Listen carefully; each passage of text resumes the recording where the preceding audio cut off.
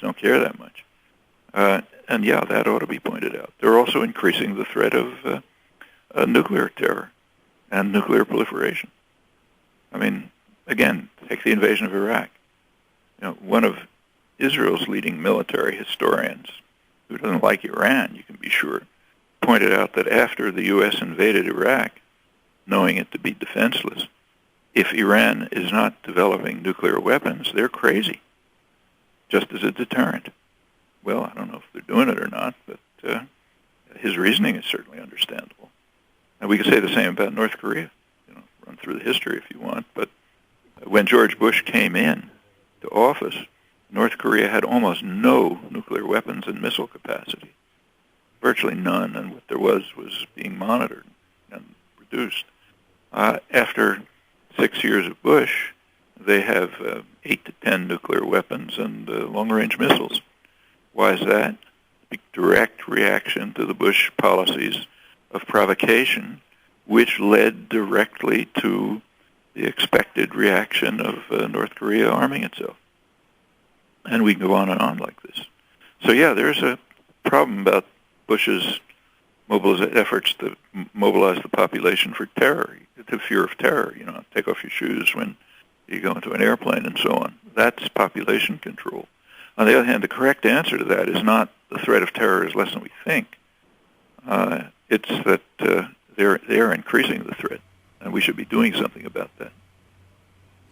I'd like to switch gears just for a moment to speak with what some people have called the other Noam Chomsky, which is the professor of linguistics at MIT. This question by Brad Larson, who's the founder of the University of Washington Undergraduate Linguistics Club.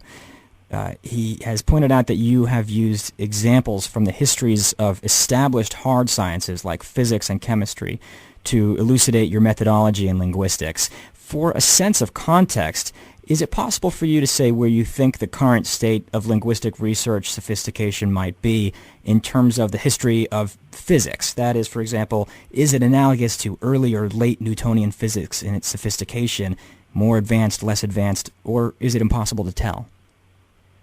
Well, first of all, I'd just say that I don't particularly have any methodology, just normal scientific method, which is not taught.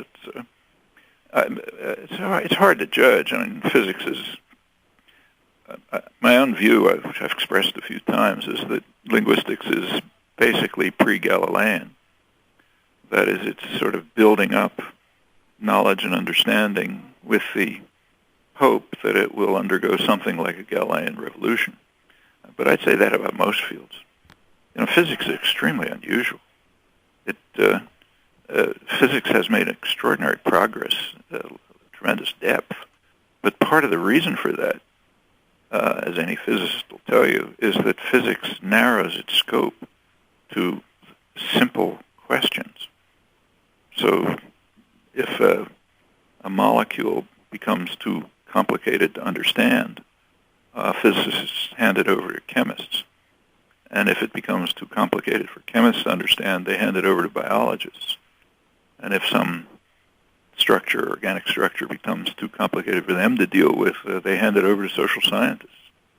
And finally, maybe to historians. As you get greater and greater complexity, the capacity to deal with the questions in any depth, of course, reduces. Now, linguistics is sort of off on the side in this respect. It's a core property of the most complex object we know in the universe, namely the human brain. But it is a core property of that, but it happens, luckily for linguists, it happens that it's relatively isolable. That is, you can identify the properties of human competence and behavior that are linguistics, and you can pretty much separate them from the total complexity for special study. Now, of course, whenever you abstract something, you're losing something or other. That's also true in physics or anything. But that's the way science proceeds, rational inquiry proceeds.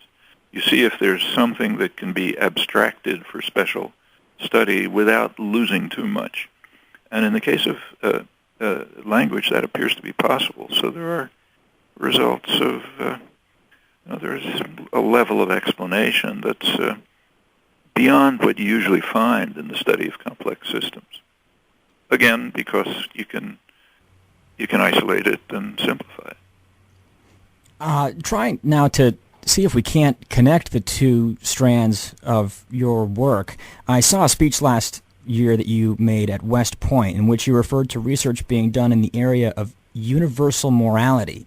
The idea is similar to your ideas on universal grammar, that humans may in fact possess some kind of innate moral precepts that are universal in nature and may actually be rooted in human anatomy. Could you elaborate on that bit in particular, and what kind of research results are coming out of this area of study? Well, actually, a lot of this goes back to an observation by